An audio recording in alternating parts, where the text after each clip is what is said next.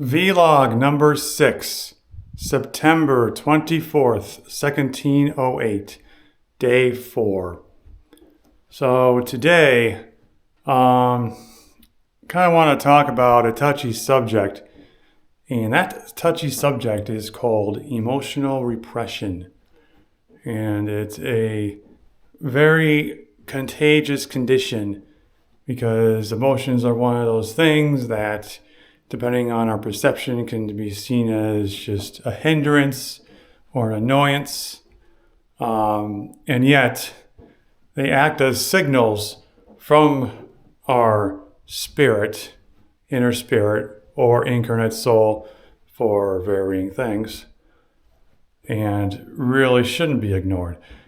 It's unfortunate that society has created this stigma of having a high degree of emotional intelligence, because the heart, like I've said in previous videos, is essentially its own brain.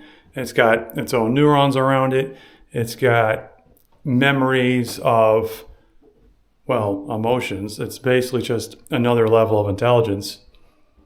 And growing up, of course, and this is especially for boys, or of course they're told, well, feelings are for girls. You're not supposed to do that. Well, the problem with saying that is feelings are like your other brain, and telling them to not listen to their heart is basically telling them to be half retarded. So I think this partially explains why there are so many man-children out there in the world right now. And it's not weak to speak from your heart. Actually, it takes quite a good deal of courage and strength to do so.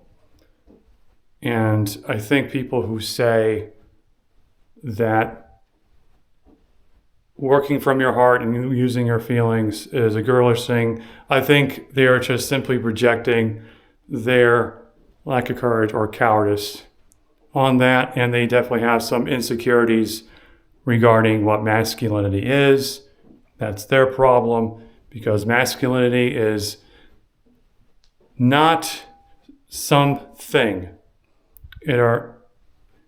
It's not something, it's an inner quality. You know, so many people, they buy trucks, they buy boats, they buy planes, got this huge house, and it's like, I'm a man, I have all these things. Dude, masculinity has nothing to do with things. Okay? Things are an extension of the inner principles of masculinity that manifest outward.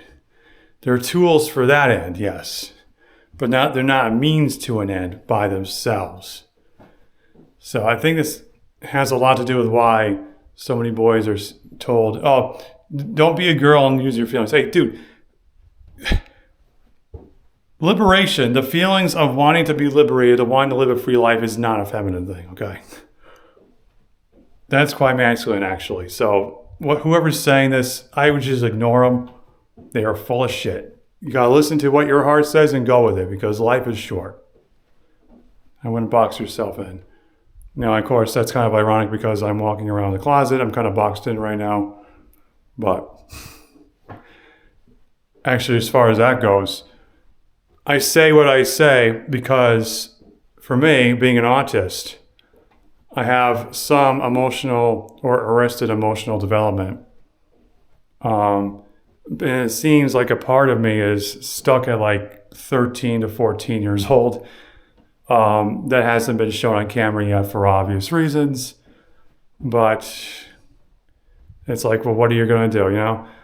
Well, for a long time, I thought to myself, well, okay, it's not a big deal. Maybe I'll just, pretend to be intelligent and just act my way through life. But it's gotten to the point now where it's like, okay, I got to take my blinders off and look at it for what it is.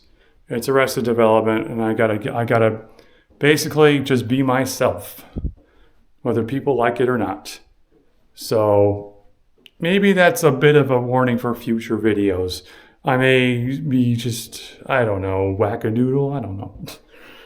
But hey, that's what I want to express. So there you go. There's that. So there's that. What happened at work? Not a lot. I did get put onto a line that I usually don't like getting put onto because I had a hard time getting along with the facilitator for that line. But thankfully, the experience was above average. A lot of good things actually happened, and the bad things didn't really get me down too much. So that went well, at least. And there's still no progress on the car yet. I heard about the port strike that is about to occur on October 1st. And knowing that a lot of auto parts come from overseas, I'm a little bit wary about buying another used car right now.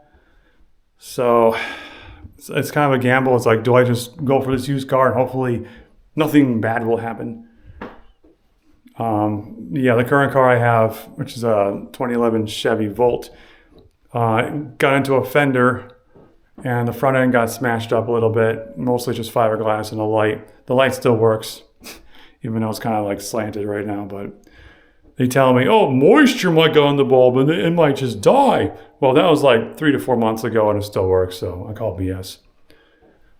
And it's got a puncture in the back, which itself costs like $1,000 to fix. Not worth the money. And the rest of it's about $7,000 or more.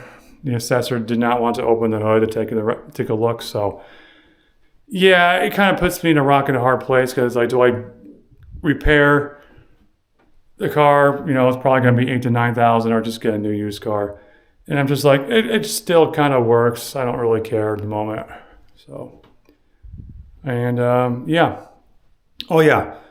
And I did make a video yesterday because, well, first thing, I couldn't really think of much to talk about, but also I got a used laptop from Japan. I was just fiddling with that anyway. So it was one of those quiet moments, I suppose. And I guess that will it. I guess I'll enjoy the weekend. I hope you enjoy the weekend as well, viewer. And have a great day.